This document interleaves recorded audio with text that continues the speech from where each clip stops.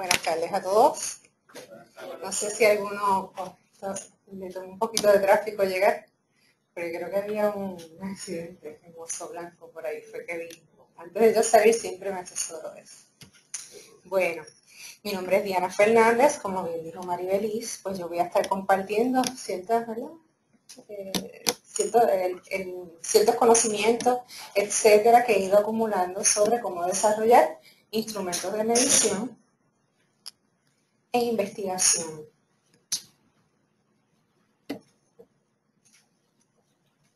Los objetivos de esta actividad son describir diferentes instrumentos de investigación, explicar los pasos para desarrollar estos instrumentos, comparar las ventajas y desventajas de estos diferentes tipos de instrumentos.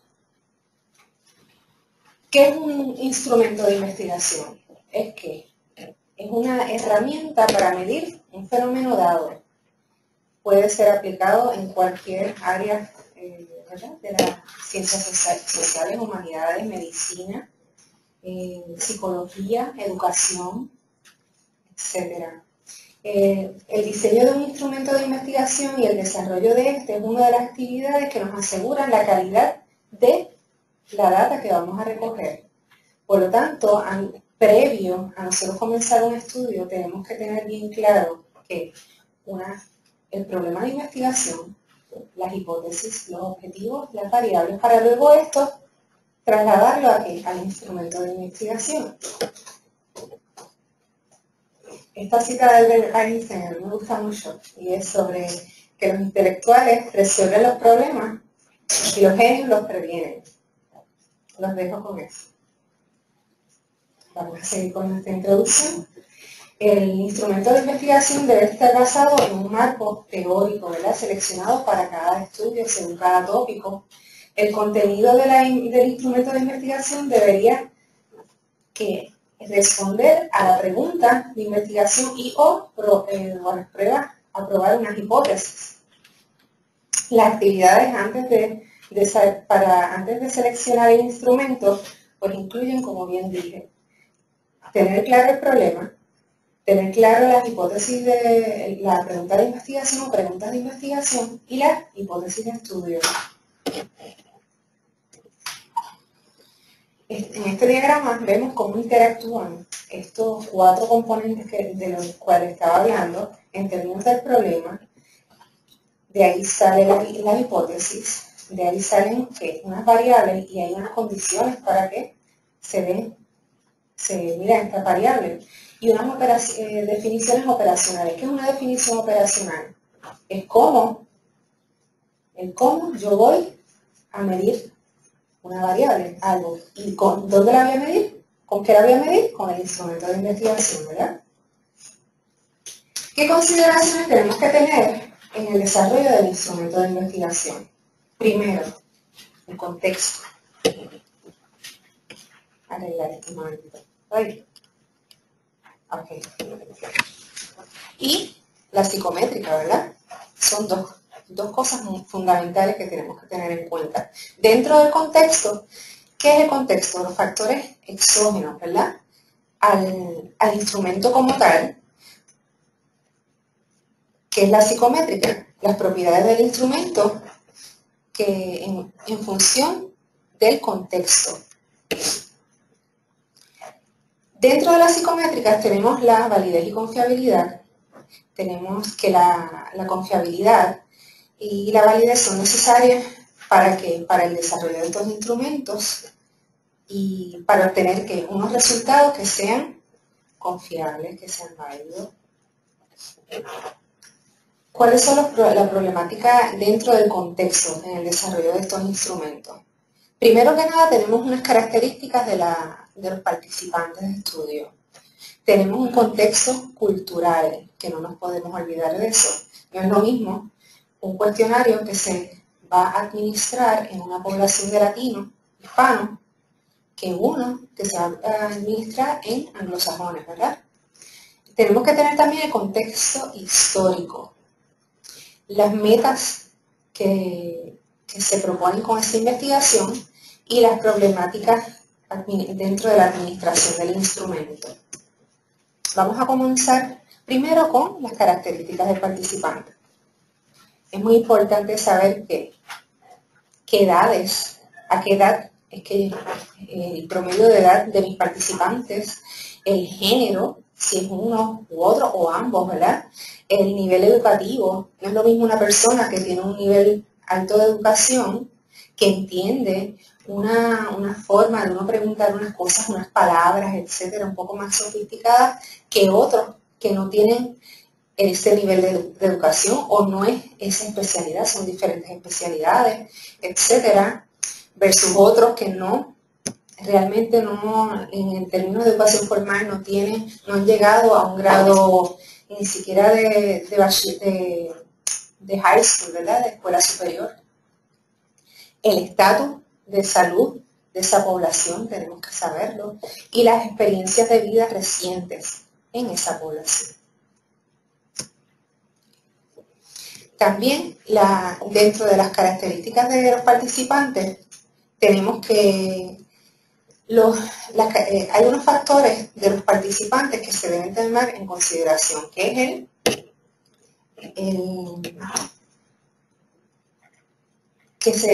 es los sesgos de memoria hay que tenerlos en consideración porque ustedes saben que un participante que es adulto, que ¿verdad? Ya viejito, los niveles de memoria no son los mismos que un participante joven, e incluso si es una condición de salud, una situación que no es un poco ajena a ellos probablemente no le están prestando tanta atención.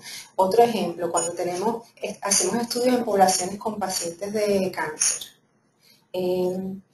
Cuando vamos a una clínica especializada de cáncer, ¿verdad? Los pacientes, los participantes están bien pendientes a su estado de salud, sus medicamentos, sus tratamientos, sus citas. Ellos están pendientes a todo lo que les sucede, porque de momento dicen, esto fue por esta medicina, esto fue por haber hecho esto. Ellos quieren vivir, ¿verdad? Quieren alargar su vida. También la dificultad para interpretar las preguntas.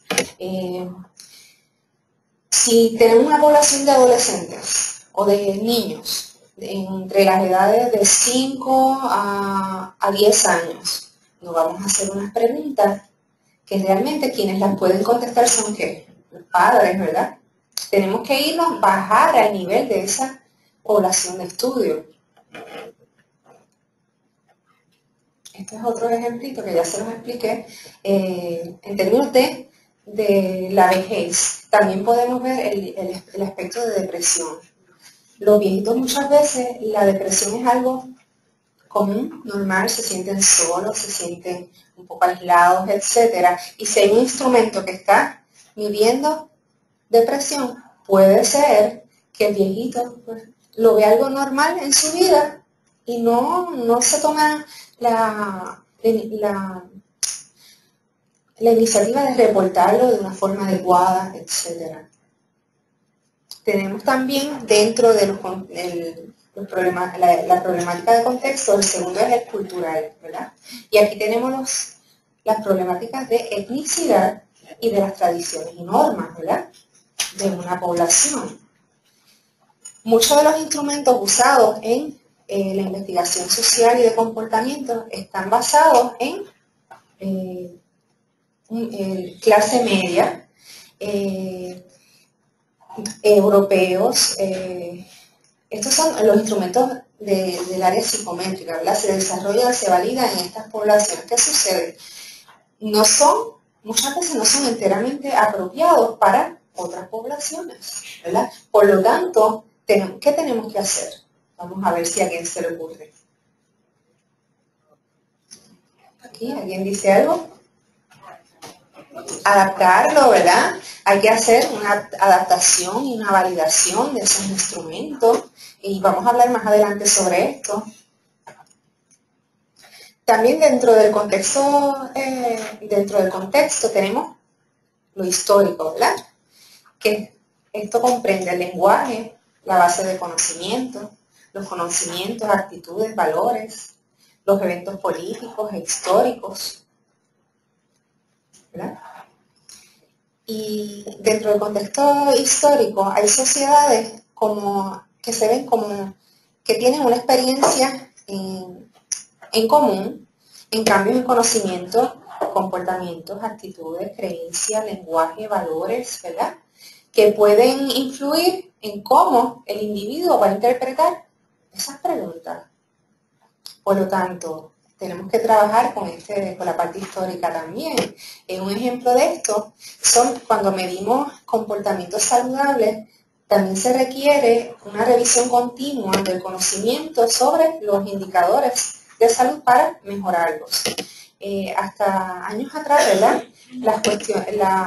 Las preguntas sobre alcohol, cigarrillo, la dieta, estaban bien resaltadas en las encuestas de salud, ¿verdad? Y raramente se incluían en cuestionarios de salud.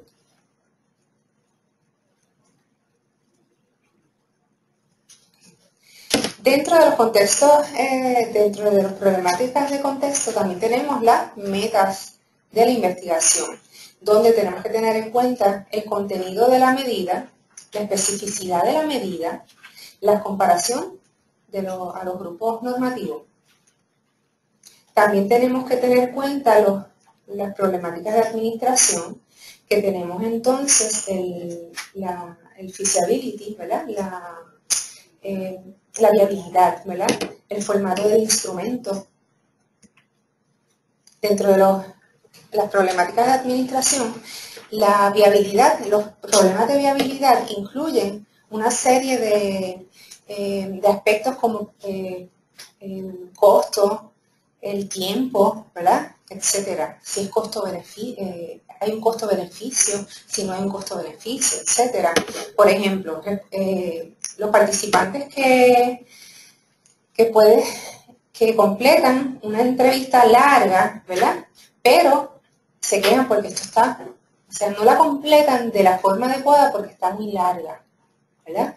En términos de tiempo, la viabilidad del tiempo no es muy favorecedora, ¿verdad? Para la investigación.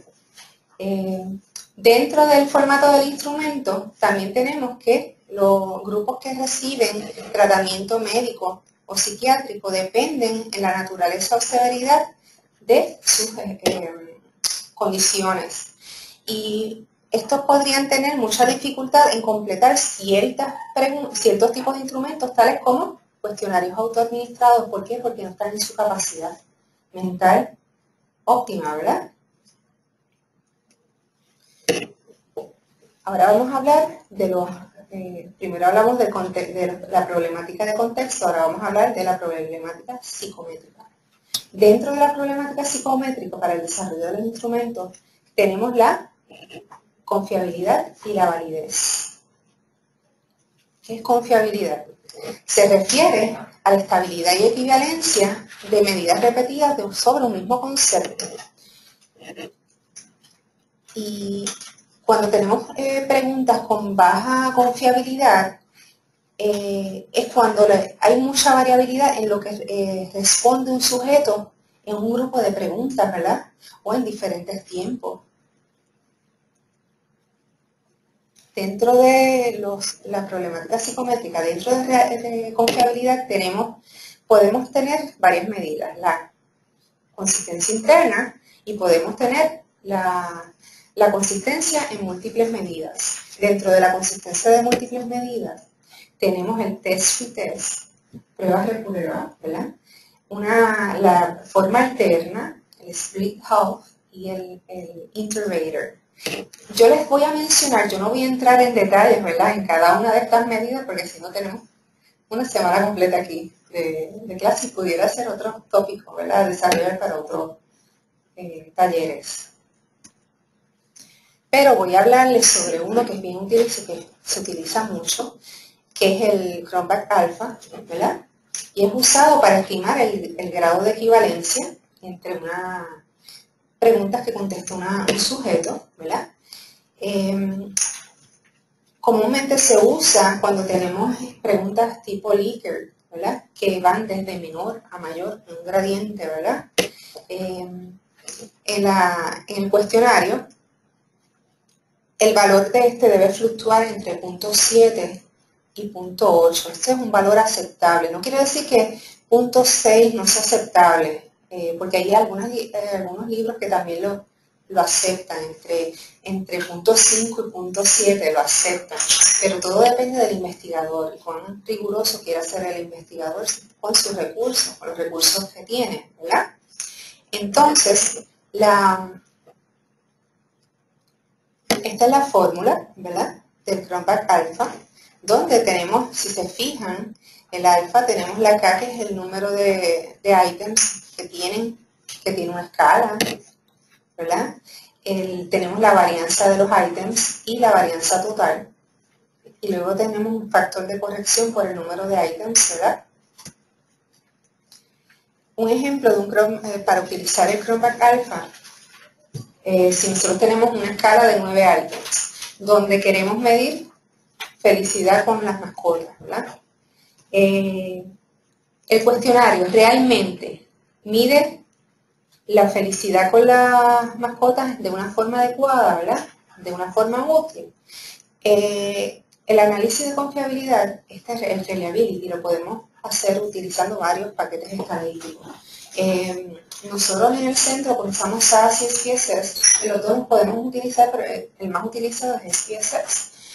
Dentro de SPSS vamos a la parte de Analyze, K y Reliability.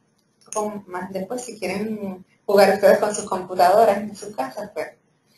Entonces, miren, corrimos el alfa Cronbach y esto fue lo que obtuvimos. Eran 9 ítems, ¿verdad? Y obtuvimos que el alfa Cronbach fue de 0.8. ¿Qué podemos concluir?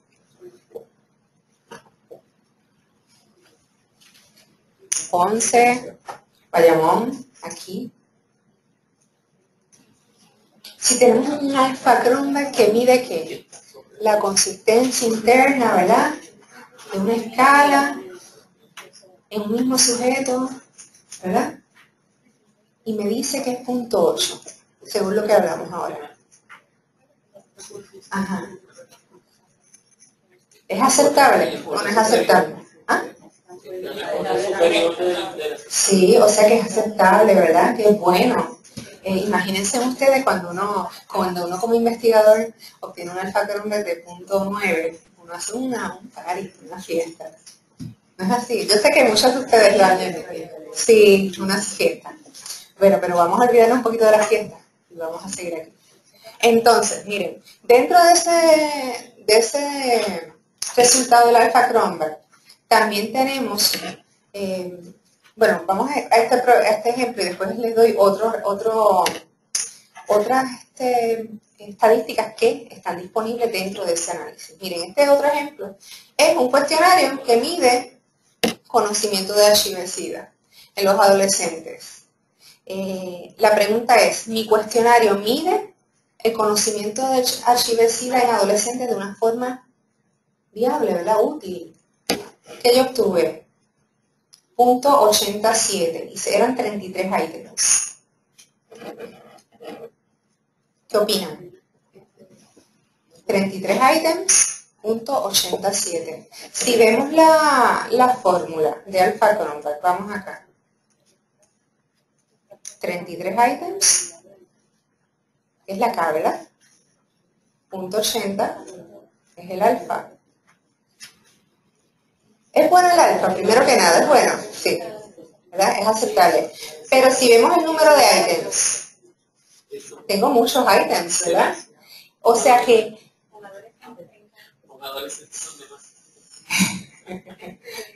Sí, pues. Ajá. Vamos para acá. ¿Dónde estamos? Aquí. Ok. Ah, bueno. Es que te me adelanta. Se me adelantó. Miren, el alfa Cronbach general es 0.87. Luego, el que es estandarizado es 0.811, que me toma en consideración también el número de ¿qué? De ítems, ciertas cositas, ¿verdad? No voy a entrar en detalles en la estadística, yo quiero que ustedes se lleven el concepto, sepan interpretarlo, ¿ok? Entonces, por lo tanto, sí, podemos encontrar también como una relación cuando tenemos muchos ítems, podemos afectar o no afectar el alfa. Vamos a ver. Sí, sí lo podemos afectar, ¿verdad? Porque la fórmula depende del número de ítems. Ajá, depende del número de ítems, aunque hay un factor de corrección, pero depende de esto.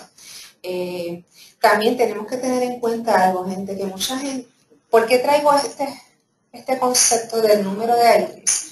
Porque hay gente que rápido coge un instrumento y hace un zafacón de preguntas. Y no se dan cuenta que entre más preguntas yo le dé a un individuo, aunque estén bien, el formato bien bonito, estén simples, es más tiempo, la persona se cansa, ¿verdad? Hay aquí, o en Ponce o en UCC, hay gente que haya trabajado con desarrollo de escala. Vamos a ver que nos den su experiencia un poquito con Alpha Cronbachs que hayan trabajado. Bueno, por lo menos, pues yo les voy a dar mi experiencia. Yo he desarrollado una serie de escalas, ¿verdad? Dentro de del peer support, del parent support, del conocimiento de archive, de la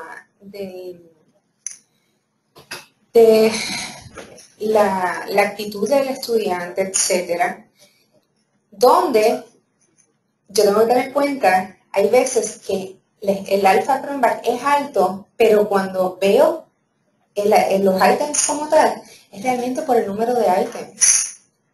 Porque si lo reduzco, no tengo mucha variabilidad. Voy a esto. Miren, estas son las matrices que nos da el output del alfa Cronbach, ¿verdad? Del reliability. Tenemos donde hay unas estadísticas del ítem y hay unas matrices de correlación. Ahí vemos cuán correlacionados, ¿verdad? Esto no es toda la matriz porque son 33. Pero tienen una idea, pero miren esto. Aquí está el item total statistics, donde vemos que si en el caso de que aquí, por ejemplo, en esta columna, ¿cómo varía la media? Si el item se elimina, ¿verdad? Y si se fijan, no varía tanto. Pero entonces, tenemos también la correlación del ítem total corregida, ¿verdad? Y tenemos también que, fíjense, para la compañera aquí que estaba, ¿verdad?, preguntando ahorita, el Cronbach alfa sí se elimina el ítem. Esto es siempre bien importante observarlo. Mucha gente rápido solamente va al resultado del alfa Cronbach y el estandarizado y ya. No. Nosotros como investigadores pues tenemos que exigir, ¿verdad? Si tenemos a alguien de estadística ayudándonos, etcétera. Mira, necesito ver todos los outputs, yo quiero ver. Ustedes son los investigadores, ustedes son los que tienen que estar apoderados de ese estudio, ¿verdad? No es que no hace las cosas automático. ¿Está bien? Entonces, ya hablamos de confiabilidad. Vamos a hablar de validez. Una pregunta. Por lo menos Bueno. yo no tengo tanta experiencia con esa medida y nos estábamos preguntando si el que esté dentro de rango que digamos, necesitamos interpretar bien está realmente ligado al hecho de la distribución de las contestaciones de las personas encuestadas ajustado por el número de ítems. Sí. Porque lo que estamos mirando es variabilidad en la distribución de las contestaciones. Sí. Que no necesariamente implica que lo que se contestó, si estamos pidiendo conocimiento, es correcto, simplemente que la mayoría de las personas contestaron es correcto. Muy bien. Es para realmente ver las diferentes preguntas que miden algo especial, realmente son válidas y están midiendo todo algo concreto. Si hay una pregunta que está ahí que no está midiendo eso que estás enfocando, pues entonces cambia el nivel de confiabilidad. Entonces, cuando uno está haciendo el estudio, pues cuando está haciendo el cuestionario, la quita o la deja según la importancia. O sea que si tú tienes una pregunta que la variabilidad es bien grande, tú concluyes que es que la gente no la está interpretando bien o que lo que significa para una persona no es Sí, es bien distinto como a lo que estamos viendo, lo normal es que uno la excluye, ¿verdad? Sí, Maribel. No sé si quieras hacer la pregunta y la respuesta y vayamos. Ok, pues de ahora en adelante, ¿verdad, Lara? También sí, se pueden venir, no hay un micrófono para uno. No, ok. Ponce. Hello. Hola, Hola, ¿están escuchando bien? perfectamente. ¿Todas las preguntas? No, por ahora no. Ok, pues de ahora en adelante vamos ¿verdad? A hacer las preguntas acá y vamos las respuestas para tomar en consideración, disculpen. Sí, gracias Maribelis. Ok, miren, pues ya hablamos, otra pregunta por aquí. Sí, antes de que continúe con la validez, Ajá. ¿puede ir sobre el Inter-Item Correlation Matrix? Ok, vamos a la matriz. Ajá. Ajá. La compañera estaba pidiendo que vayamos otra vez al Inter-Item Total Statistics. Ajá. Bueno, slide 26. El anterior. Ok, vamos acá. No tengo toda la matriz de correlación, ¿verdad? Son 2 o 3. Ok, no. Acuérdense que sería una matriz de que si son 33 ítems, 33 por 33, ¿verdad? Okay. Pero ¿qué se considera una correlación buena cuando estamos hablando de confiabilidad? Vamos a ver. Ahora les pregunto yo a ustedes. ¿Tienen una idea? No, entre punto 2, punto 3 a punto 6. Si es muy alta, hay que tener cuenta. ¿Ok? Tenemos que estar evaluando siempre todo, porque de momento si tenemos un grupo de ítems, si hay 2 ítems que tengan una correlación que es bien distinta a los demás, algo está pasando. ¿Ok? Por eso yo digo que el investigador tiene que estar bien pendiente de sus datos, de sus resultados. ¿Okay? Ponce, UCC. ¿Tienen preguntas? Sugerencias, aclaración. Acá hay una. Identifícate. ¿Y tengo por ahí UCC? Sí, te escucho. En la UCC, sí. ¿Me Sí. escuchas? Sí. Yo no sé si al principio de la discusión tú definiste conceptualmente lo que es validez interna, que creo que es un asunto que... Sí, ahora vamos a ir con validez. ¿Quién me habla? Juan Negrón. Ah, Juan, ¿cómo estás? Vamos a ver ahora sobre el aspecto de validez. Primero discutimos la confiabilidad, ahora vamos con la validez. Y vamos a ir sobre eso. ¿Lo sigo? Validez. La validez se refiere al grado de que un instrumento mide lo que realmente quiere medir, ¿verdad? La validez se clasifica como interna y externa, ¿verdad? Si es interna, se determina si el estudio refleja la verdad sobre el grupo de estudio. Interna nos dice la verdad sobre los sujetos que estoy estudiando. Externa es que puedo generalizar. Por lo tanto, determina si los resultados observados del estudio son aplicables al resto de la población, ¿verdad? Doctor Negrón, aclaré un poquito. ¿Vale? ¿Vamos a hacer? Sí, claro. Ok. Sí, te aclaraste, gracias. Si quiere contribuir con algo, en confianza. Tenemos aquí al doctor Negro, que es experto en etnografías, etc. ¿Está bien? Me interrumpe. Bueno, seguimos. Y no paramos. Va. Entonces, dentro de las problemáticas psicométricas está la validez. Dentro de la validez tenemos que 4 tipos de validez. La face-to-face, la de contenido, la de criterio y la de constructo. Dentro de la de constructo tenemos el análisis factorial, las diferencias de grupo, las variaciones entre sujetos, las correlaciones con otras medidas, la consistencia interna y la explicación de los procesos. Vamos en detalles con cada uno de los tipos de validez, ¿verdad? El face validity. El propósito de esta es establecer si un instrumento es fácil de utilizar, cuán claro es y cuán leíble es, ¿verdad? Legible es. La descripción del face validity es la evaluación de un instrumento, de la apariencia de un instrumento por un grupo de expertos y o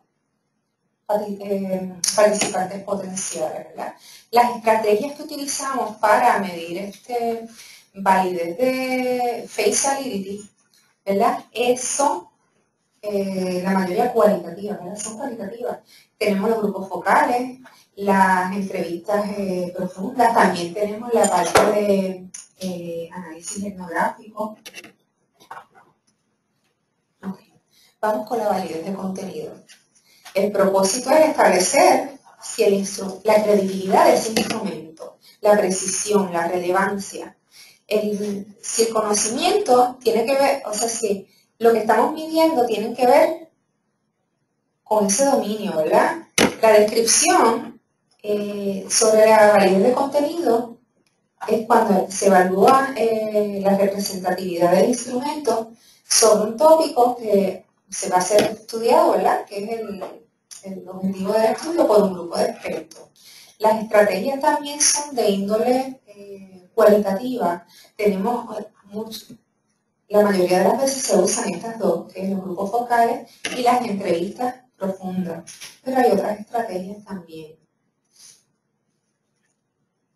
Ok, vamos ahora con la tercera, que es validez de criterio. ¿Qué es criterio? Vamos a ver, la palabra criterio. Por aquí, UCC, Ponce.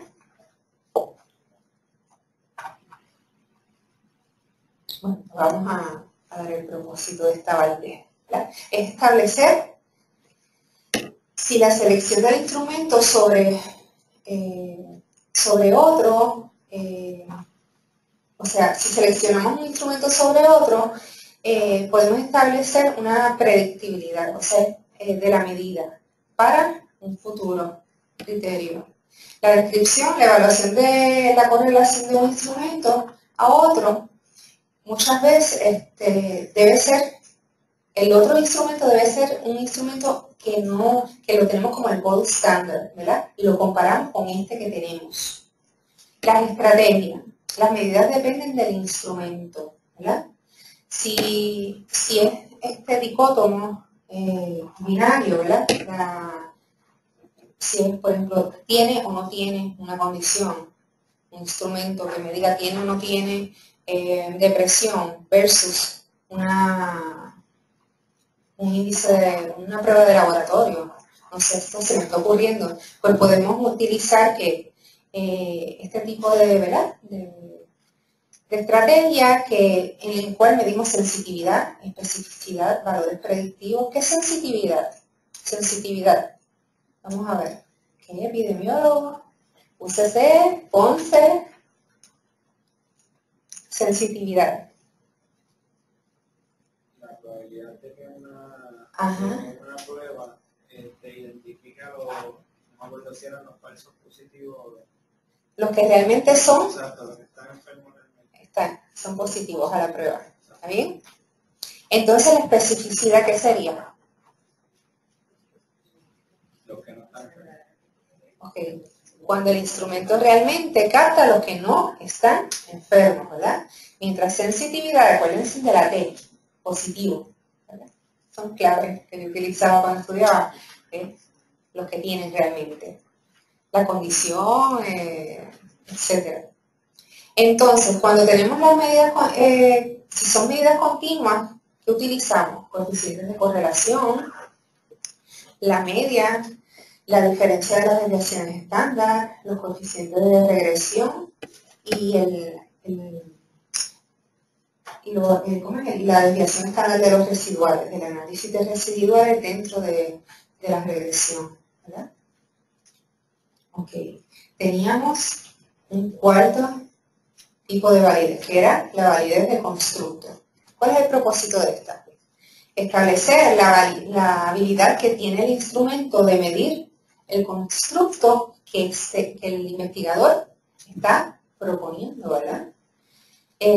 Lo podemos describir de la siguiente forma. Es la evaluación de la habilidad del instrumento relacionada a otras variables o el grado al cual se sigue un patrón, dado una teoría, ¿verdad?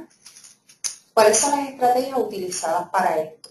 Miren, tenemos análisis factorial, tenemos modelaje de ecuaciones estructurales, tenemos diferencias de grupo, diferencia entre sujetos, correlaciones con otras medidas, ¿verdad? Consistencia interna lo podemos utilizar aquí también, y la explicación de los procesos. Ok. Antes de ir al próximo slide, inicialmente hablamos de que hay instrumentos que muchas veces se han creado en poblaciones anglosajonas, ¿verdad? Y muchos de estos se ven en el área de psiquiatría, donde no han sido validados, no han tomado en consideración otro tipo de poblaciones, como por ejemplo las hispanas, poblaciones de negros, poblaciones asiáticas, etc. Cuando nosotros vamos a hacer un estudio, ¿verdad? Tenemos que hacer un assessment de qué. Este es mi problema de interés, este es mi tópico. ¿Qué se ha hecho? ¿Se han hecho instrumentos para medir esto?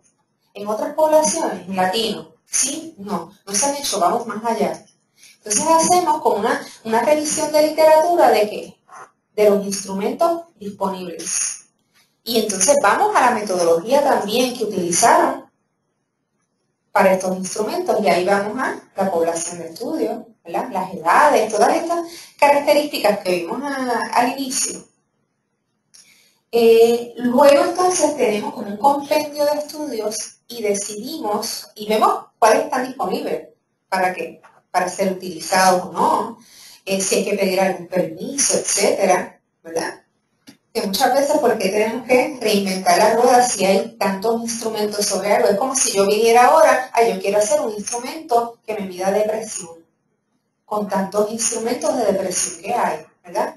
Yo lo que busco es un instrumento que sea propio para mi población de estudio. Por lo tanto, si son instrumentos que no han sido utilizados, que no han tomado en consideración estas poblaciones, estas etnicidades, incluso grupos de edad, etcétera, las características que vimos, pues ¿qué hacemos? Vamos entonces a ¿qué? A trasladar y adaptar el instrumento, ¿verdad? Esto es un proceso que no es fácil, ¿saben? Puede requerir, muchas veces los investigadores se desesperan, porque dicen, no, esto es cuestión de hacer traducirlo, hacer un grupo vocal, ver si obtuvimos lo que queríamos obtener y ya. No, es más complejo. Entonces vamos a hablarles sobre los pasos generalmente utilizados. Hay un compendio que la doctora Chávez y la doctora Canino hicieron sobre los pasos para trasladar y adaptar los instrumentos. Yo les voy a dar un resumen de esos pasos porque me pareció bien interesante la forma en que ellos lo exponen. Primero, tenemos que tener el instrumento original, ¿verdad? No es una copia que me dieron, ¿no? Asegúrense de que tienen el instrumento original, porque dicen, ok, fue la escala de depresión tal, y hay muchas versiones de esa escala. Por ejemplo, el Beck. Hay muchas versiones del Beck. Tengo que saber cuál estoy utilizando y cuál es el que voy a adaptar y trasladar, ¿verdad? Miren, tenemos que hacer uso de traductores profesionales. ¿Okay? Hay gente, con permiso, ¿tiene una... ¿Ah? Sí, traducción. De traductores profesionales, ¿verdad? Muchos de estos tienen un trasfondo en el área de grupos de análisis cualitativo, psicología, etnografía, etc. Y los pueden ayudar mucho. No se pongan a hacer ustedes cosas que, ¿verdad?, realmente no sean las personas más adecuadas, no tengan un consejo y después, ¿qué pasa? Garbage in, garbage out. Entonces, lo próximo sería desarrollar un comité bilingüe para que revise esa traducción, ¿verdad? Luego entonces, después de se revisa el comité multinacional bilingüe, en este caso ellas me ponen multinacional porque era un estudio que lo requería, pues ellos revisan, después de que se hace la traducción por un comité bilingüe, viene un comité multinacional, lo revisa, hay unas discusiones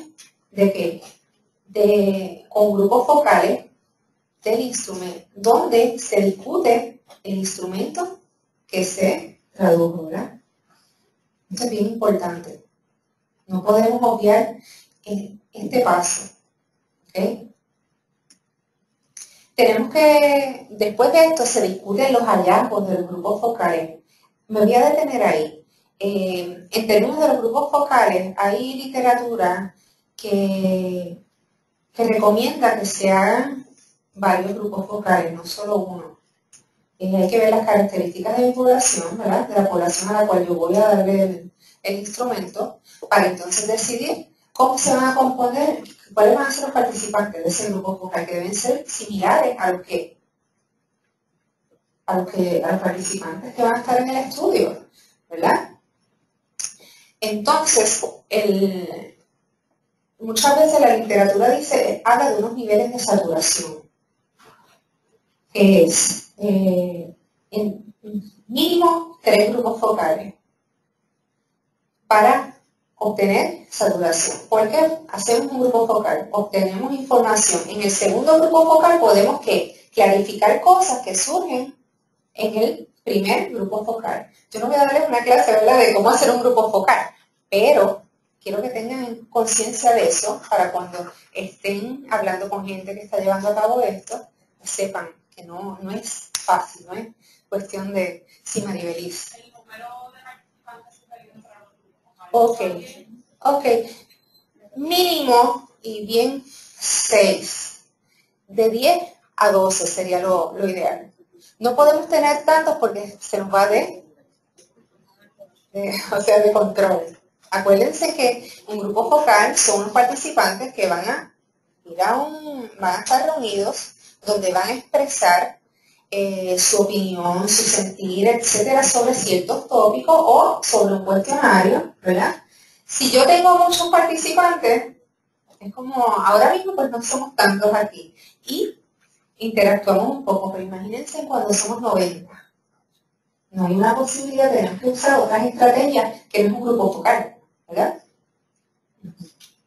Entonces, luego que hacemos los grupos focales, ¿verdad?, que llegamos a un nivel de que ya el investigador opina que obtuvo todo lo que, ¿verdad?, lo que él necesita, ¿verdad?, para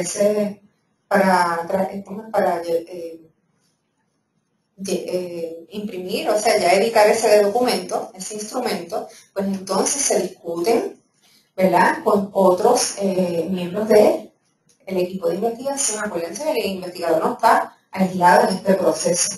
El proceso de desarrollo de instrumentos tiene que estar el personal de investigación.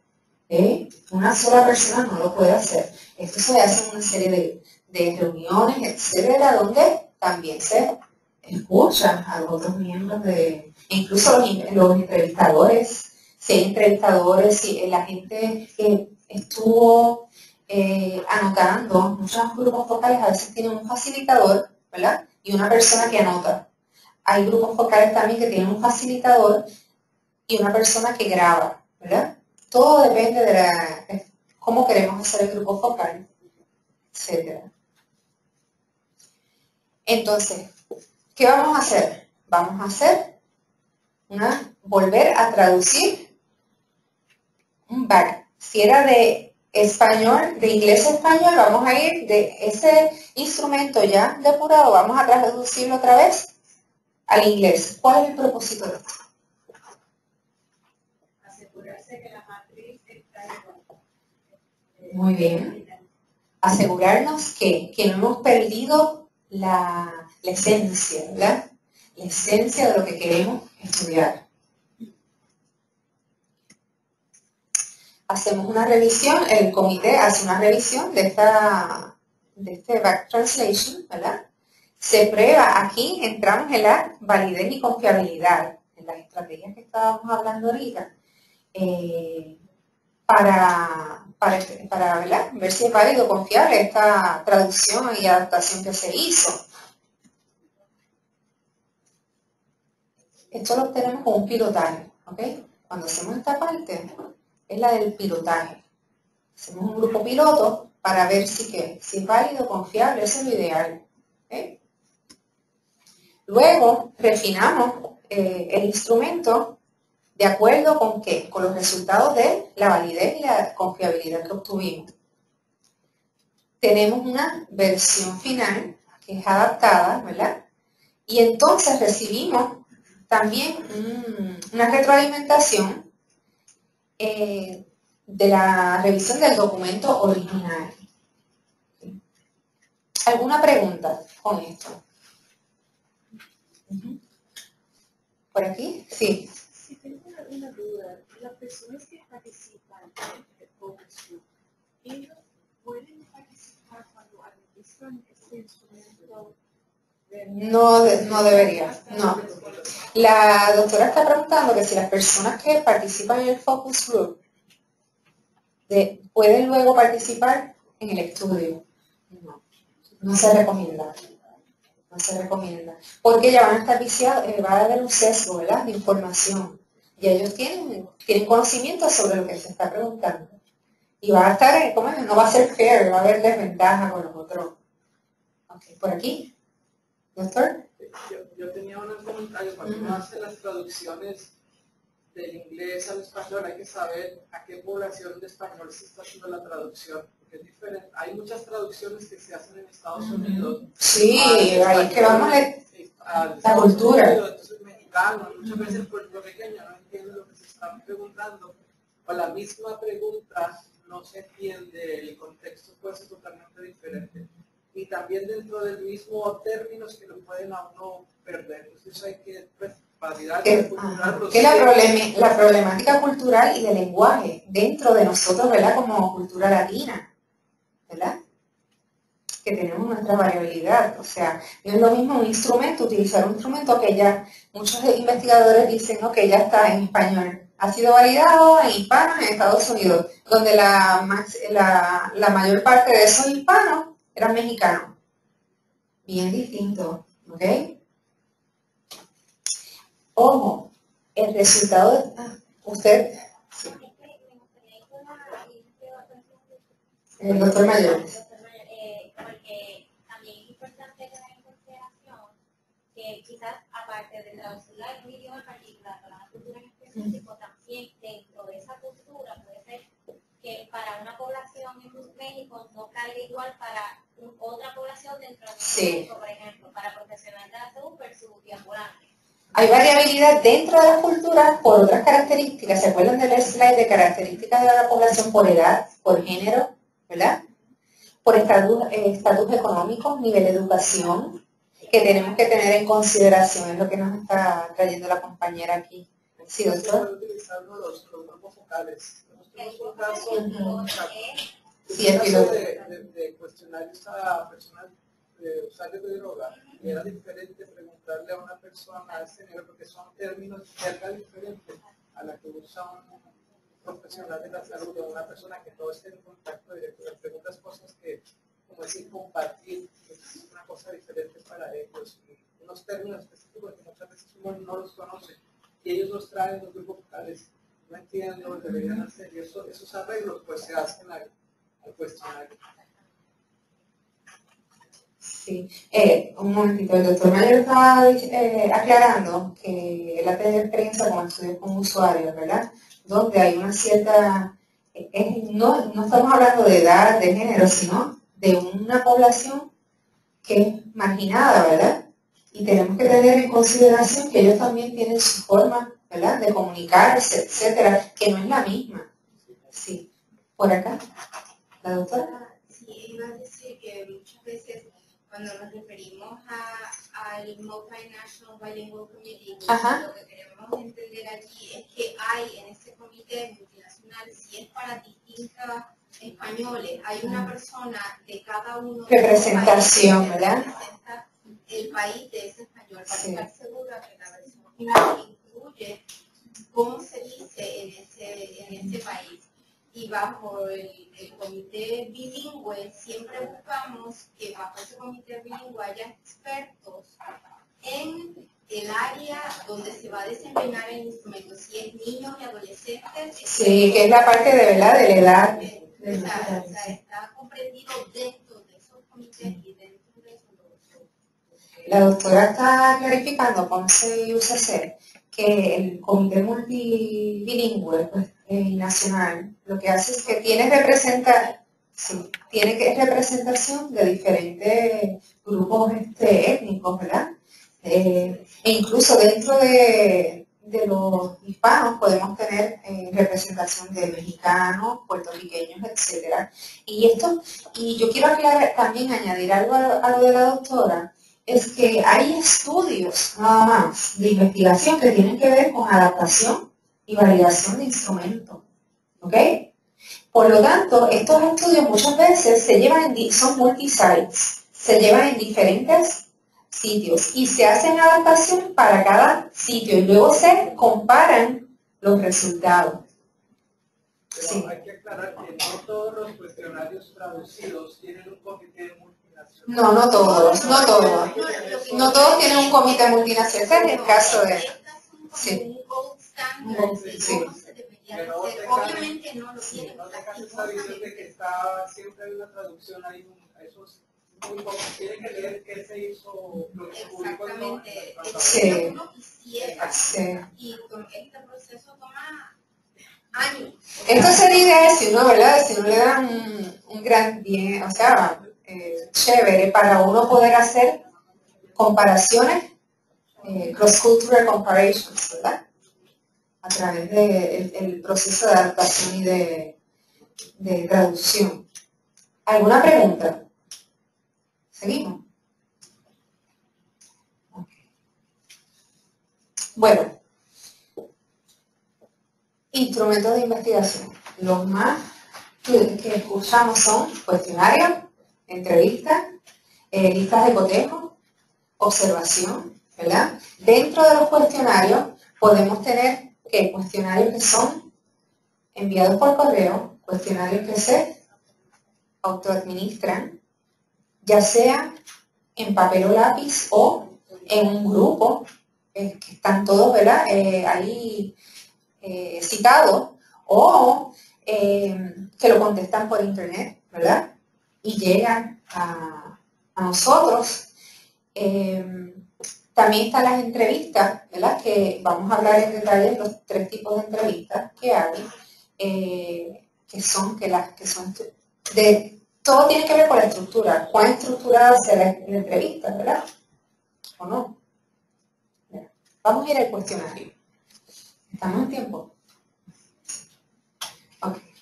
Este es el instrumento mayormente utilizado, es más común, ¿verdad?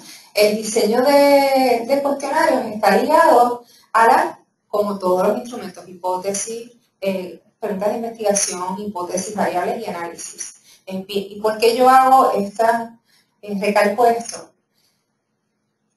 Antes de comenzar con construcción de instrumentos, tienen que tener bien claro qué es lo que quieren medir, que vaya acorde con sus preguntas, ¿verdad? Por lo tanto, si yo tengo que tener claro qué es lo que quiero medir, tengo que tener una definición conceptual y operacional de cada una de las variables que van a estar incluidas, ¿verdad?, en el cuestionario, con una pregunta individual para cada una. No es que en una pregunta pregunten 2 cosas. No, eso lo vamos a ver más adelante. También muchos cuestionarios de momento dicen, ¿y qué yo puedo hacer con esto? Y uno ve el cuestionario. es que estás preguntando dos cosas en una pregunta. Esa pregunta no te sirve para nada, ¿verdad? El investigador debería hacer que ya lo hablamos, una búsqueda sobre los cuestionarios disponibles y obtener también ayuda de expertos, ¿verdad? Ahí que vemos que tenemos que tener un grupo de consultores en las diferentes áreas, ¿verdad? Y utilizarlo, porque muchas veces nos vamos, ok, tengo un consultor, pero no lo utilizo. ¿Verdad? Vamos a aprovechar. Hay diferentes formas de recoger los datos usando cuestionarios. Administración grupal, por ejemplo, en un estudio que nosotros hicimos con adolescentes, íbamos a las escuelas era de 3 años, en las medidas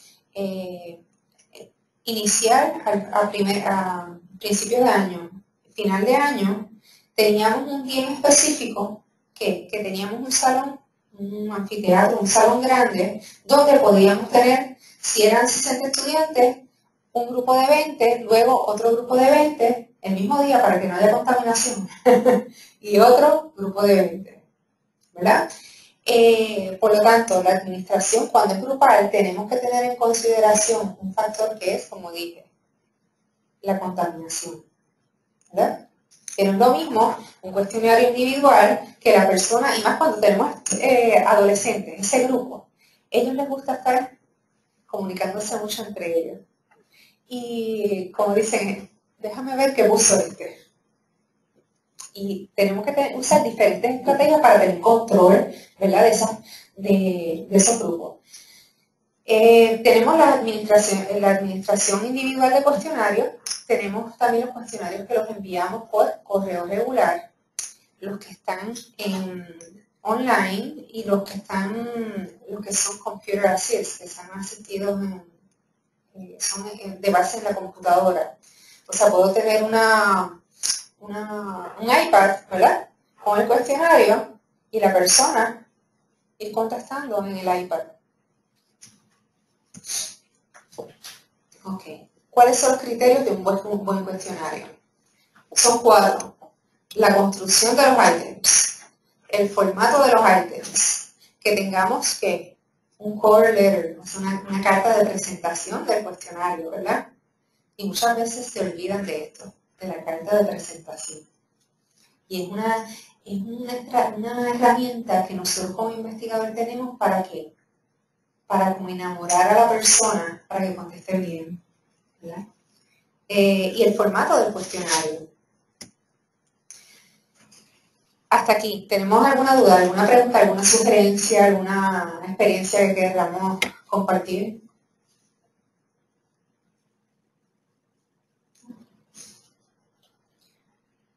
Bueno, vamos entonces a la construcción de los ítems, ¿verdad?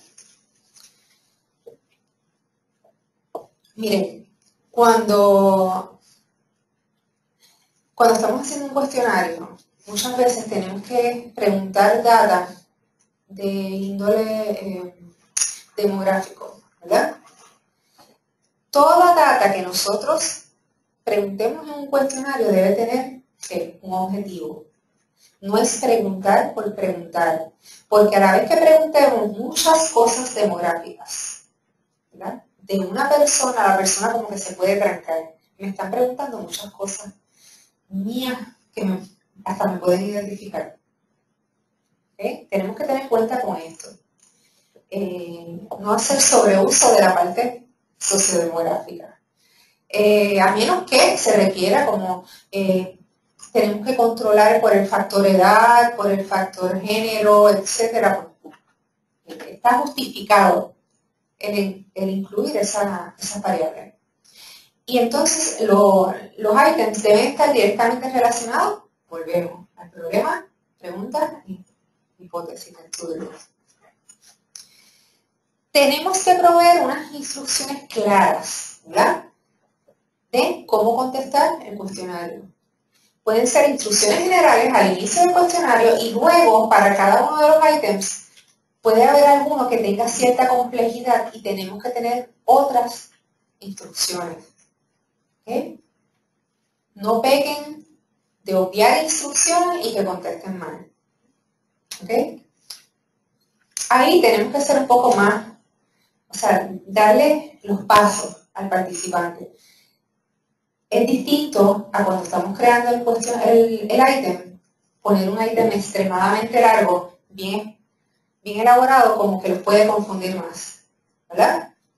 Debemos hacer ítems que sean claros, concisos, al grano, ¿verdad?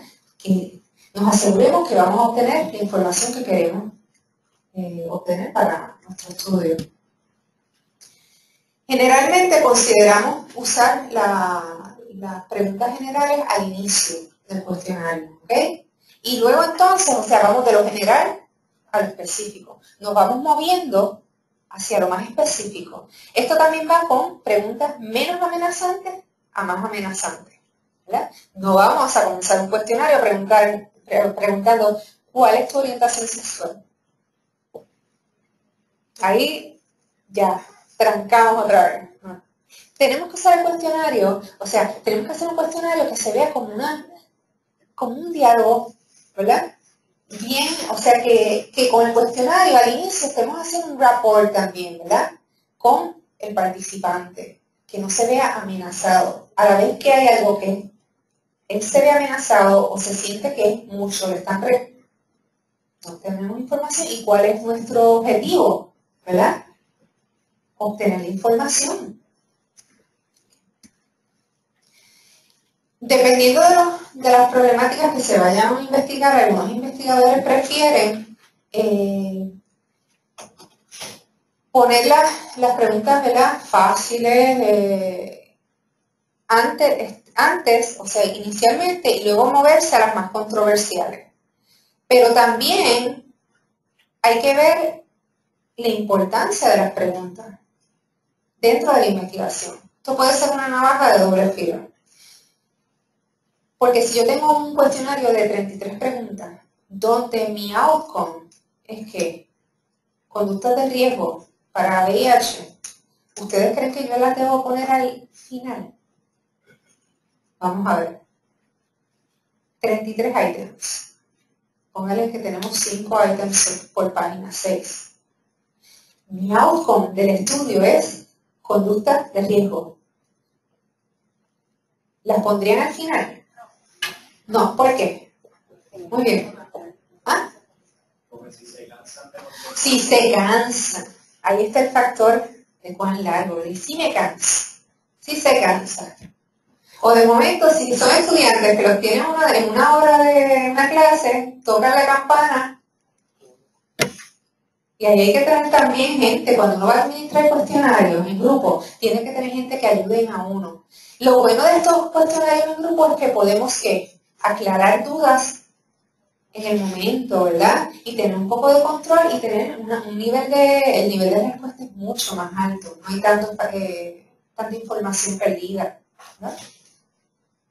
Entonces, tenemos que tener los items, como dijimos, claro, conciso, al grano, ¿verdad? La terminología debe ser familiar al participante. Si yo estoy llevando a cabo, como bien decía el doctor Mayor, un estudio de hepatitis C en usuarios de drogas,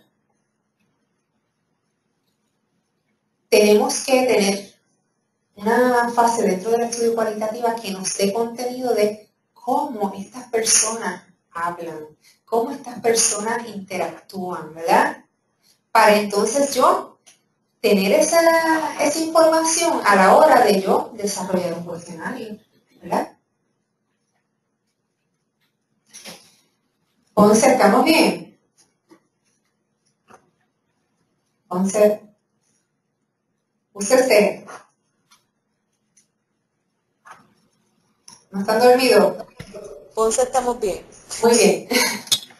Ok. Tenemos que incluir un concepto a la vez, un ítem a la vez. No podemos medir dos cosas en un ítem. Esa es regla de oro, ¿ok? Tenemos que evitar cualquier pregunta que sugiera una respuesta. Es como yo preguntarles a ustedes, ¿ustedes tienen hambre antes de las 12 del día? ¿Ustedes tienen hambre? Yo les estoy sugiriendo que sí tenemos hambre. ¿Verdad? Ok. Debemos evitar preguntas que tenga issues sociales y profesionales que se puedan, ver y no sea del agrado del participante que estos problemas se vean, ¿verdad? Es evitar esto. Hay problemáticas de investigación que requieren estudiarlas, pero eso son otras cosas, ¿verdad? Tenemos que ser bien delicados cuando preguntamos. Siempre pensemos, ponernos al lado del entrevistado o el participante. Si a mí me preguntan esto, se lo podemos dar a otras personas también. Que ahí entonces vamos, muchas veces con estrategias de grupos focales, para obtener información sobre el cuestionario, ¿verdad? Hay estrategias de entrevistas con expertos, con personas similares a la población, estrategias cualitativas, ¿verdad? Debemos evitar preguntas con información delicada o personal, por ejemplo, actividades ilícitas. Si ya es un estudio de drogadicción, hay que tener mucha cuenta y hay que recalcar, como en todo estudio, de que esto es privado, de que esto no lo va a ver otra persona, de que nosotros vamos a salvaguardar esta información. Y eso se lo aseguramos ¿con qué? Con las hojas de consentimiento y la hoja del cover letter también, para que ellos estén tranquilos. Y no es asegurarlo, solamente es hacerlo. Sí, Maribelis. Ajá. Esta estrategia que se puede utilizar para aumentar la tasa de respuesta en caso de preguntas sobre actividades ilícitas, sobre preguntas de actividad sexual. En lugar de tener un entrevistador, el cuestionario puede ser autoadministrado, o utilizar acá, ¿verdad? Donde es la computadora, que está el participante solo contestando las preguntas sin que me dé un entrevistado, y se ha visto que la tasa de respuesta es alta y que los participantes. Está diciendo Maribel bien, ¿verdad? Bien acertado, que cuando estamos hablando de información que es bien delicada, etcétera, la estrategia más favorable es un cuestionario autoadministrable, ¿verdad? Donde la persona no tenga que responderle a una persona, donde se asegura con unos issues de la seguridad que el cuestionario no tenga el nombre de la persona, etcétera, ¿verdad? ¿Algún otro comentario, otra experiencia? Acá de los CC tengo un comentario. Sí. La parte de Juan Negro, en esa parte de preguntas delicadas, una de las cosas que se tiene que tomar decisiones es sobre asuntos, por ejemplo, en el caso de que se esté investigando sobre poblaciones de menores de edad, preguntas que podrían levantar información sobre abuso. Y en el caso de que no se documente eso, los investigadores están obligados por ley a reportar esto. Entonces eso puede comprometer la investigación. Y es un asunto que uno tiene que decidir de antemano si uno quiere abordar eso, sabiendo que las consecuencias pueden ser bastante difíciles para la investigación. Y pregunto yo, doctor Negro, en el caso de que se requiera hacer esas preguntas, hay que informárselo al padre, ¿no? Sí, correcto. Sí. Hay que notificar. Hay que informárselo. Y el niño, el joven, porque acuérdense que con menores de edad tenemos un consent y un assent, ¿verdad? Y el joven también debe tener conocimiento, ¿ok? ¿Algo más? Ponce, acá. Seguimos. Doctora. Usted, sí, que nos iba a decir. Bueno, yo tengo entendido de que si la propuesta está subvencionada por NIH, se le puede pedir un certificado de confidencialidad. Por lo tanto, para esos adultos, ¿verdad? Se vayan a hacer preguntas bien sensitivas, pues ese certificado de confidencialidad que emite NIH permite que se recoja esa información.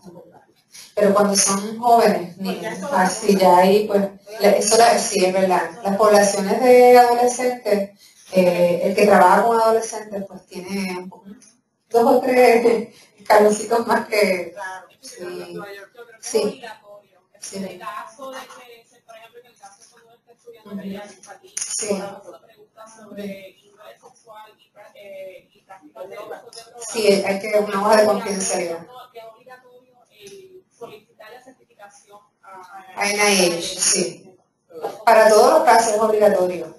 Lo que varía es el grupo, si es un adulto, si es un niño, en jóvenes y en mujeres hay otros requerimientos. No solamente jóvenes y mujeres son poblaciones que ellos las ven que hay que tener otras cosas extra. Sí, doctor Mayor. Necesita la aprobación de IRB antes de someter un cuestionario. Eso ya no es la creación del cuestionario, pero es la parte de estudio. La parte de obtener la aprobación de la IRB. Sí, ellos se tienen que asegurar de ciertas cosas. Es que tiene que estar esa persona supeditada a lo que va a investigar, porque hay gente que le interesa esta variable en particular y cuando uno revisa dice, pero ¿cuál es la conexión de eso con el proyecto que usted desea hacer? Y eso ocurre, así que quita eso. No tiene, es que me interesa, pero no tiene pertinencia. Así que eso hay que, ¿verdad? Muy bien. ¿Ah? Tiene copia de los, a la IRB se le tiene que someter copia del cuestionario. Sí, claro. Sí, sí. Sí. Y dentro de las instituciones también, aparte de la IRB, hay un comité de conducta e investigación, que ellos son como el filtro para luego para enviarle la información a la IRB, donde ellos lo que evalúan es la ciencia.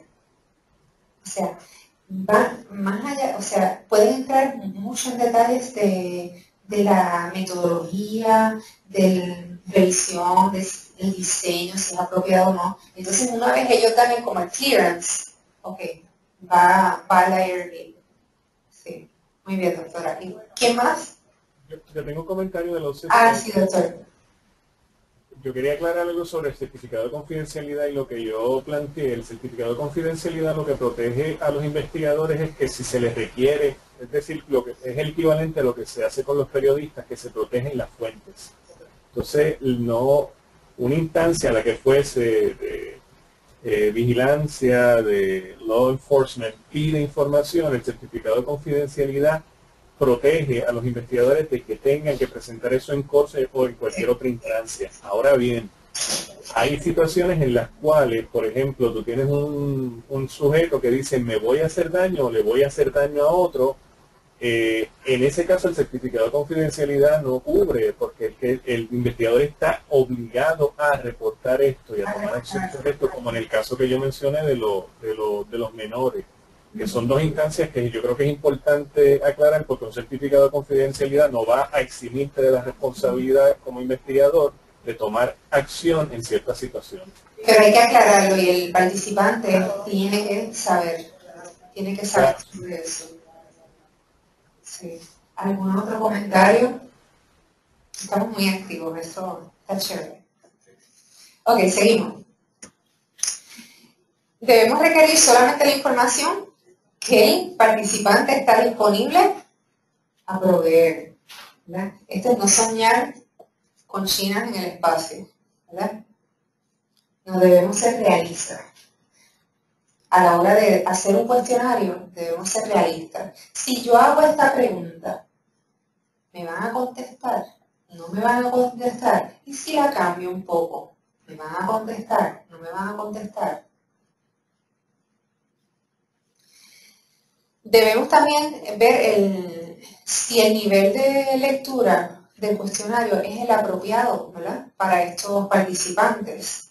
Debemos evitar el uso de palabras de alto contenido, palabras fuertes. Si hay alguna palabra que pudiéramos aclarar algo, lo podemos hacer en el mismo cuestionario, ¿verdad? Esto es esto. Pero no asuman nunca, no asumamos que la gente, todo el mundo conoce sobre algo. El asumir no es muy bueno aquí, ¿ok? Es fatal. Seguimos. Los items deben ser cortos, simples, ¿verdad? Debemos ir al grano, como dije ahorita. Y Y son preferibles a los cuestionarios que tienen ítems largos y complejos. Cuando yo diría, esto es una regla mía, la regla de la media pulgada. Si yo pongo el dedito y el ítem tiene más de media pulgada, yo me preocupo. ¿Okay? ¿Por qué? Porque puede estar, o sea, se puede perder la persona en las palabras. Y no queremos que la persona se pierda en las palabras, sino que nos dé la respuesta, ¿verdad? Cuando requerimos información cuantitativa, debemos preguntar sobre números específicos, o sea, más que promedio. En estadística, los estadísticos nos gusta mucho, ¿verdad? Tener los números crudos, porque luego podemos analizar la variabilidad de estos y las tendencias las medidas de tendencia central, ver cómo se comportan los datos y entonces tomar decisiones de si dicotomizo, si creo tales categorías, si no la creo, o si la veo como una variable continua, ¿verdad? Etcétera. Lo otro es cuando preguntamos sobre cuál es el promedio, por ejemplo, el promedio de vasos de agua que tomas en la semana. Esto está sujeto a la subjetividad también, ¿verdad? Puede que la persona incluso no entienda bien el concepto de promedio. Mejor preguntemos más, seamos más, ¿verdad? Ir al grano. Esto es ¿cuánto? Una de las variables que es recomendable preguntar numérica, si crudita, es la edad. Y yo he visto cuestionarios que vienen y agrupan la edad. Ok. Lorena. Ajá. Ajá. Pero puedo sugerir es que, por ejemplo, un vaso para mí de agua puede ser un vaso de la cantidad. Ajá. Pero para otra persona es un vaso de la cantidad. Así que muchas veces cuando tú te haces la pregunta, usted incluye al lado algún ejemplo. Sí, visual. Visual. Que la persona sepa, mira, cuando yo veo el vaso, a esta cantidad de que me estoy refiriendo. Sí. Eso en los cuestionarios podemos poner visuales. No que el visual me coja toda la atención, pero podemos poner un visual. También dentro y lo vamos a ver en las entrevistas, podemos utilizar tarjetas donde le damos visuales al participante. Muy bien. Ok. Los ítems deben ser mutuamente excluyentes, ¿verdad? Deberían ser. No, por ejemplo, dime, estoy inventando una pregunta.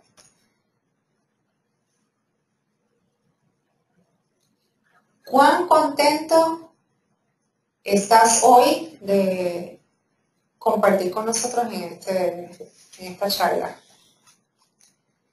Muy contento. Otro ítem dice muy contento, poco contento. Otro dice poco contento. Pero ya en el primero y segundo tengo muy contento. 2 veces. ¿Ustedes creen que eso? No. Por lo tanto, debemos evitar que no, o sea, debemos ver un ítem solito, debemos ser capaces de medir el resultado de ese ítem, ¿verdad? Que no se solape, ¿verdad? Con otra categoría. Hay unas preguntas que yo puedo decir, ok, un checklist. Escoge cuáles aplican, ¿verdad? Pero cada una de ellas, yo le pongo una marquita, si aplica o no. Y cuando yo lo llevo a la base de datos, para cada una de ellas, ¿qué yo hago? Una variable. Sí, no. Sí, no. Lo que yo no puedo hacer es una base de datos, solamente un campo, para de cuán contento está, si me puede contestar un montón. ¿Vieron? Okay. Tenemos que evitar las suposiciones no deseadas. ¿Okay? ¿No? Entre menos tengamos que asumir, mucho mejor.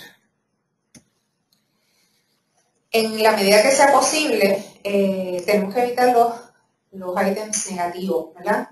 No usar doble negativo. Se sienten contentos, se sienten, algo negativo, se sienten aislados y tristes en el día de hoy. Primero tengo dos cosas en un item, ¿verdad? Tengo dos cargas negativas. ¿No sería mejor preguntar, ¿cómo te sientes hoy? ¿No? Y darle alternativa. Pero ya, si yo le estoy ya diciendo lo negativo, lo estoy cargando de negativo. O sea, piensen cuando están dialogando con sus hijos, los que los tengan, ¿verdad? Queremos preguntarles una serie de cosas y vamos a ir con el muchacho a comenzar con lo negativo, trancamos conversación. En el cuestionario, si comenzamos con mucho negativo, trancamos también respuestas. ¿Ok? Vamos ahora al formato de los ítems, ¿verdad? Hay dos tipos generales de ítems, que son los de preguntas abiertas, ¿verdad? Y preguntas cerradas. Ejemplos. Miren, ¿qué formato sería este? ¿Cuál es el mayor beneficio de una comunidad de estar en un programa de seguimiento de cáncer de colon? Abierta, ¿verdad? Abierta. ¿Qué problema yo me puedo encontrar con este tipo de preguntas? Al momento del análisis. La codificación, ¿verdad? La codificación es bien difícil. Ojo, pero no es que no se hagan preguntas abiertas, porque cuando no sabemos mucho sobre algo, tenemos que hacer preguntas abiertas, ¿verdad? Pero si ya tenemos una visión de qué pudieran contestar, porque voy a dejar la pregunta abierta, ¿verdad? Miren esto. El programa de seguimiento de cáncer de colon debería continuar. Va desde totalmente de acuerdo a en desacuerdo, totalmente. ¿Qué tipo de pregunta es esta? ¿Abierta o cerrada? Cerrada. ¿Y qué tipo de escala, verdad? Tipo Likert. ¿Debería un programa de cáncer de colon, debería el programa de seguimiento de cáncer de colon continuar? Sí, no y no sabe. ¿Qué observan en esta pregunta? Vamos a ver. En las respuestas.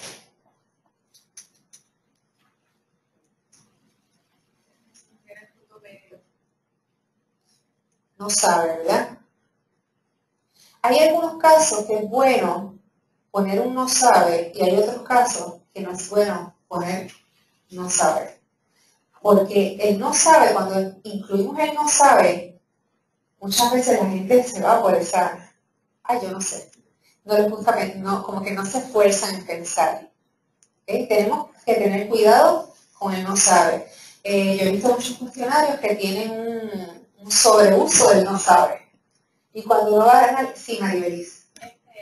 Yo siempre tengo la duda cuando estoy ayudando, revisando, se van a medir conocimiento en una escala. Sí. Yo he visto en cuestionarios que en esa escala de premisas tiene la alternativa de sí no y él no sabe. Yo creo que un investigador dice no, nunca vamos a poner no sabe. Cuando estamos pidiendo conocimiento, pero vamos a crear una escala, ¿cuál es la sugerencia? Que ese no sabe. No lo ideal es pilotear esto.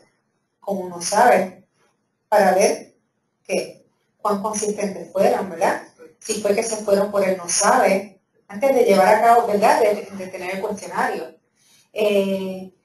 Entonces, si digo, me fijé que se fueron por el no sabe, pues vamos a eliminar el no sabe.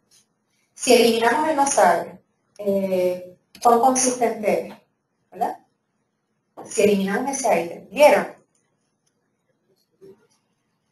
Esto es cuando hacemos un solo cuestionario, esto es otro estudio, realmente. No es, es complejo, Cuando estamos en los instrumentos de medición hay que asegurarnos que sean confiables y válidos. Y para esto hay unos métodos, ¿me entienden? No es, voy a usar esto y ya.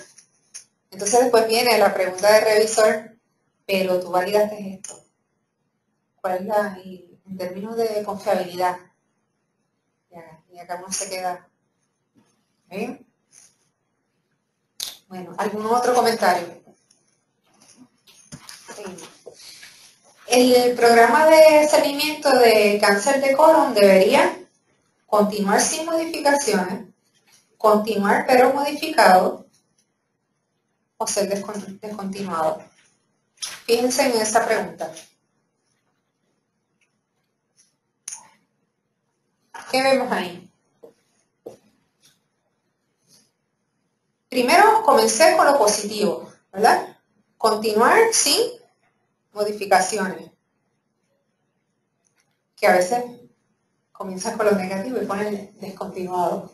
No, vamos a darlo para lo último. Tanto en el cuestionario como dentro de las preguntas. ¿Ok? ¿Qué ustedes opinan de esa pregunta cuando lo comparamos con la forma de preguntarlo en las otras? Esta es una pregunta cerrada, ¿verdad? Tiene solamente 3 alternativas, ¿verdad? ¿Qué más? Por aquí. Cuando ustedes comparan con las preguntas anteriores, ¿cuál usted preferiría? La última. Vamos a ver, ¿quién dice también otra cosa? Allá en Ponce, UCC. Ojo, siempre tenemos que tener en consideración qué es lo que estamos estudiando y cómo yo defino de forma tanto conceptual como operacional una variable. Y ahí entonces decidimos cómo la vamos a medir. ¿Está bien? Antes que nada. Eso es lo primero. Las modificaciones que sugiere, por ejemplo, dice continuar sin modificaciones, continuar modificado, descontinuar. Si no hay preguntas subsecuentes a analizar el tipo de modificaciones, la pregunta no le está contestando. Ajá. ¿Quién tiene? O sea, lo que la compañera está diciendo, que debe haber otras preguntas más específicas luego de, ¿verdad? Ajá. ¿Quién tiene algún otro comentario? Ajá. La pregunta que es la continuidad del programa o la modificación del mismo. Eso también es relevante. Okay. ¿Qué es relevante? ¿La continuidad o modificación? ¿Qué más?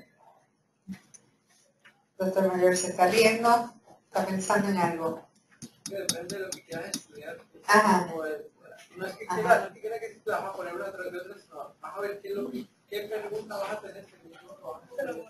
Sí. Porque eso es una parte de la pregunta, pues, la 4 puesta en la parte del cuestionario. Correcto, sí. Pero eso depende de qué quieran medir como tal. Ok. Bueno, seguimos. Los dejo con esas inquietudes mentales. Ok, este es otro, ¿verdad? Otra forma de verlo. El programa de seguimiento de cáncer de colon es muy satisfactorio a muy insatisfactorio. Miren, cuando estamos analizando estos datos, los estadísticos, casi siempre tenemos que colapsar respuestas, porque como que se nos van para un lado o para otro. No siempre, pero casi siempre. Por lo tanto, es bien importante que explorar cómo fue la respuesta antes de decidir finalmente cómo lo voy a presentar. ¿Okay? Esta es otra pregunta que tiene que ver, ¿verdad? Con un nivel, desde no cierto en mí hasta muy cierto en mí. Yo disfruto trabajar con computadoras. Perdonen por el simpler state, que eso no debe estar ahí, ¿ok? Va desde 1 hasta 7. ¿Qué ustedes ven con este tipo de respuesta? Muy preciso. Lo del medio no se sabe. O sea que es muy subjetivo, ¿verdad? Y puede haber mucha variabilidad. No es tan específico. Ok. Bueno. Si se fijan, esta es otra pregunta. Yo disfruto trabajando con computadoras. No siempre, poco, algo, mucho. ¿Qué observamos aquí? Ajá, comenzamos con lo negativo. Ajá. La diferencia entre little, some, ajá. y not at all. Sí. O sea, esta no está muy buena, ¿verdad? Sí, para cada uno. Una pregunta, es que hay ese tipo de preguntas donde tú haces una escala que es horizontal versus más o menos la misma pregunta de satisfactory o very unsatisfactory con palabras. ¿Hay una diferencia en cuán bueno la gente responde en ese tipo de diferentes formatos? Lo ideal es tenerlo vertical. Sí, mi experiencia es que tengo mejores respuestas cuando lo tengo vertical, o sea, como una tabla, tengo varios ítems y puedo poner el pregunta 1 y luego un espacio, pregunta 2 en una tabla, sombreado para que visualmente no se me confundan y es más fácil. Cuando tiene una línea. Sí, o una tabla, decir, por ejemplo,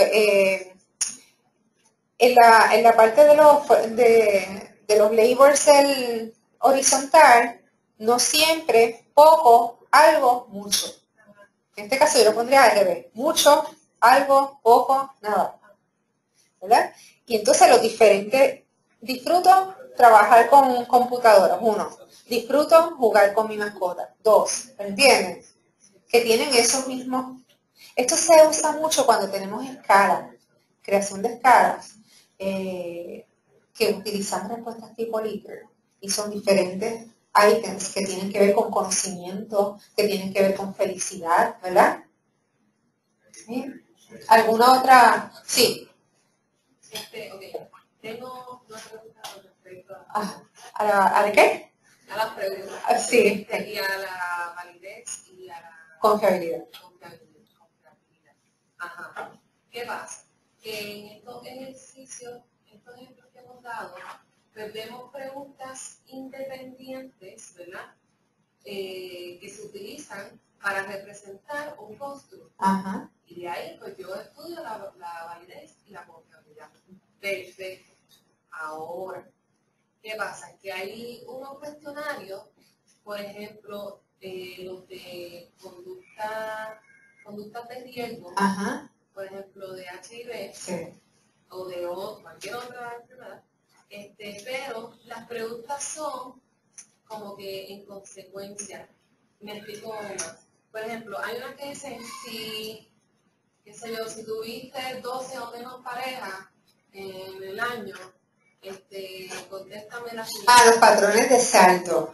Ok, yo no estoy entrando aquí en detalles, ojo, pero es tan complejo la construcción de un cuestionario O sea, tenemos que ver también patrones de salto, claridad, tenemos que ver cuántos ítems por página, o sea, cuántas preguntas por página. Lo ideal es que visualmente, ustedes miren el cuestionario, visualmente, lo veo cargado, denle a otra persona, lo ves cargado, fluye mi ojo, fluye, no me confundo.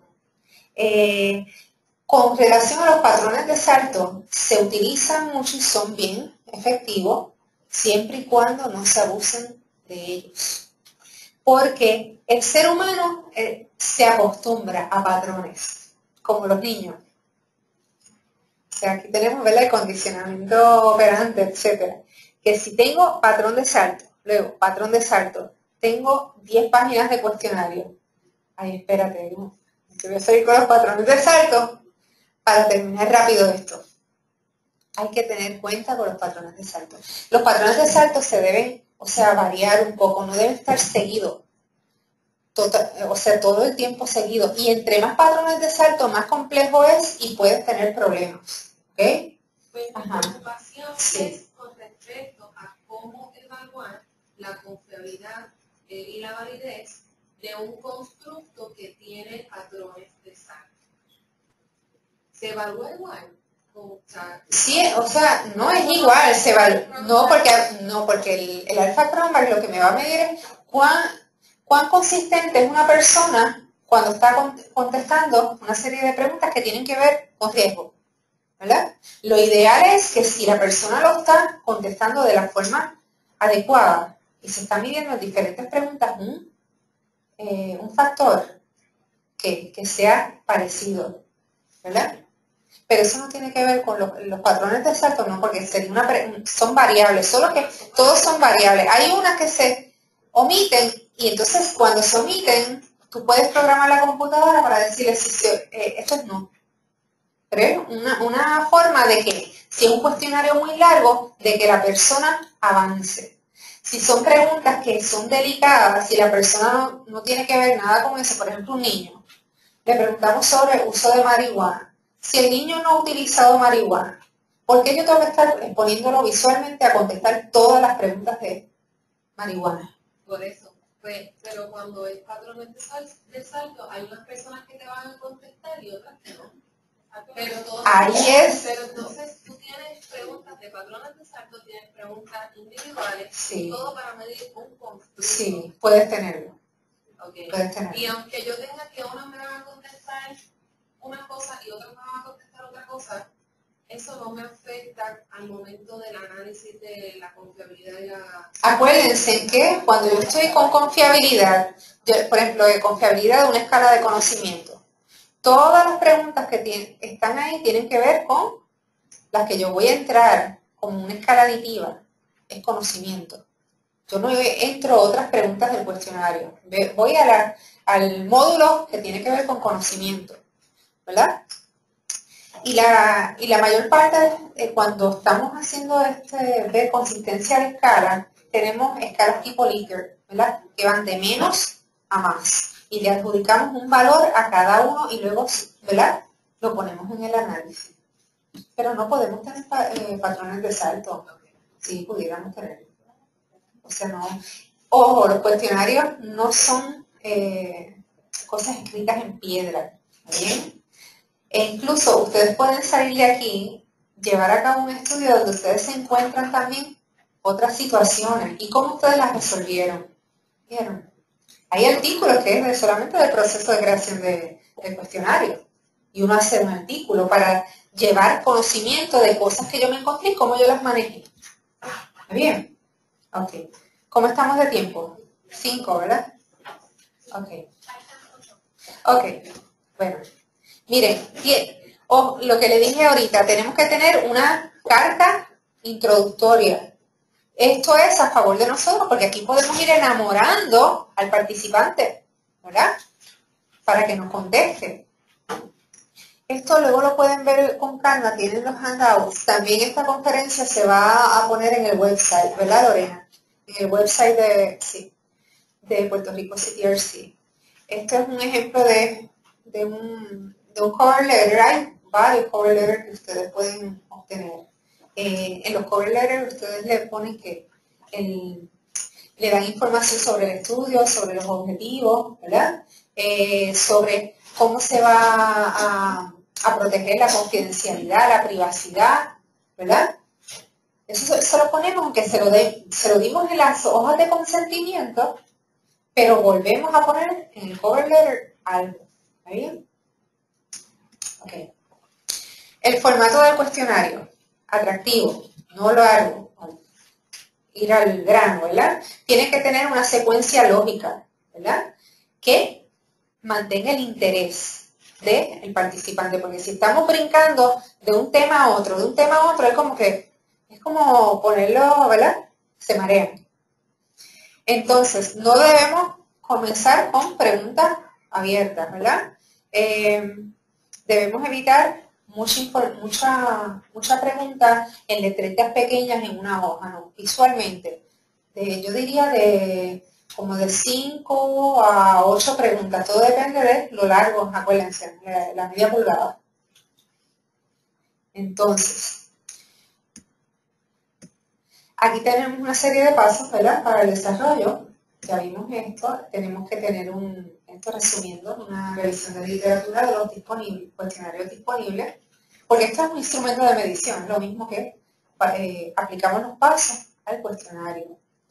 Tenemos que verlos, también podemos, aparte de ver cuestionarios existentes, podemos ver que hay diferentes cuestionarios que tienen módulos sobre tópicos específicos que yo estoy viendo. Puede ser un cuestionario de cáncer, pero tener una información que yo la puedo utilizar en un estudio de ¿qué? De diabetes, ¿verdad?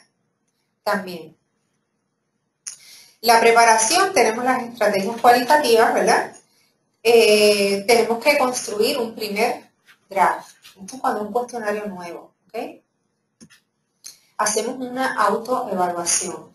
Perdónenme, ¿para qué eran las estrategias cualitativas? Para generar información o aclarar información de lo que yo quiero poner en el cuestionario. Luego construyo el primer draft. Luego hago una autoevaluación. Hago una primera revisión. Busco un panel de expertos, ¿verdad? Para que me den su opinión también. Voy a una segunda revisión, luego de que obtuve el insumo de esos expertos. Someto el cuestionario a la IRB. Ahora, ¿vamos a ir rápido a la población? Tenemos que pilotearlo.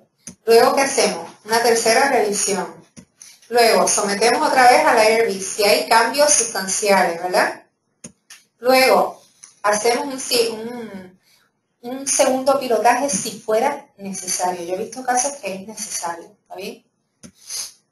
Hacemos una cuarta revisión del pilotaje, preparamos la copia final, sometemos a la IRB y ya. ¿Vieron qué complejo? Ok.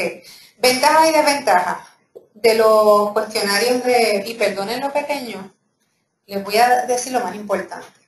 De los cuestionarios de las encuestas por correo. Primero, la ventaja es que no son costosas, ¿verdad?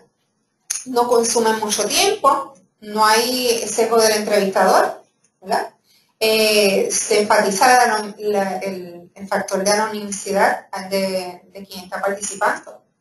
Desventaja, el porcentaje de respuesta es bien bajo. ¿Okay? Puede fluctuar entre 20 y 40% de respuesta. ¿Okay? Entonces, no podemos aclarar aspectos del cuestionario como cuando es un cuestionario que yo lo administro en un salón, aunque ellos contesten, pero yo estoy ahí, hay unos facilitadores, ¿verdad? O si es individual, pero yo estoy en el área que yo puedo contestar algo, si tiene alguna duda. Esto después lo hemos ya discutido en el transcurso de la conferencia. Ok, los que son basados en el web, los que están en el web tienen también Una de las ventajas es que bajo costo, no requiere mucho tiempo para contestar y la data se puede transferir rápidamente para un sistema para ser analizada. Lo que sucede es que van hacia unas poblaciones específicas que tienen acceso a Internet, ¿verdad? Que tienen conocimiento, destrezas de cómo manejar la computadora, etc. Esto no es muy recomendado para estudios con poblaciones de envejecientes, ¿verdad? Entonces, cuando son administrados en grupo, ¿verdad? Relativamente no son costosos. Consumen menos tiempo, ¿por qué? Porque tengo la gente cautiva. Es como decir, todos vienen a esta hora, tal día, en este salón y vamos a administrar esto. Los tengo todos ahí cautivos.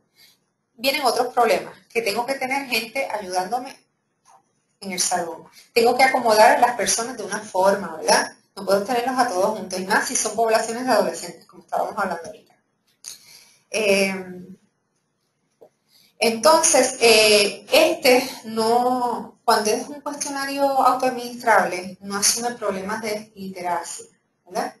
Que en la entrevista yo puedo bregar con esos problemas de literacia. Y nada, el último instrumento es de la entrevista, ya hemos ido hablando. Ustedes van a tener, ¿verdad?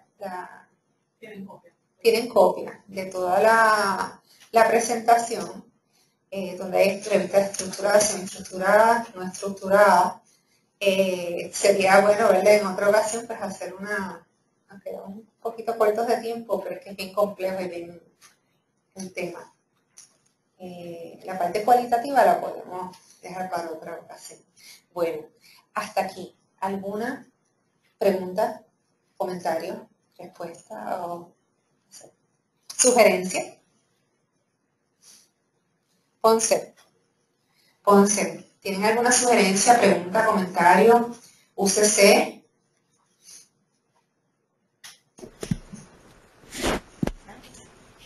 Sí. Sí, de acá de Ponce, a la luz de la sugerencia que usted presenta, doctora, de quizás la próxima vez este taller podría ser tipo hands-on, para entonces poder aplicar, tener más tiempo, ¿verdad?, para poder aplicar y llevarlo completo en formato de grupo. Sí, muy bien. ¿Alguna otra sugerencia, comentario? UCC. No tenemos ninguna. Todo bien acá. ¿Todo bien? Ok. ¿Y ustedes acá? Bien, yo quiero enseñar una foto, antes de que me costó mucho tiempo ponerla.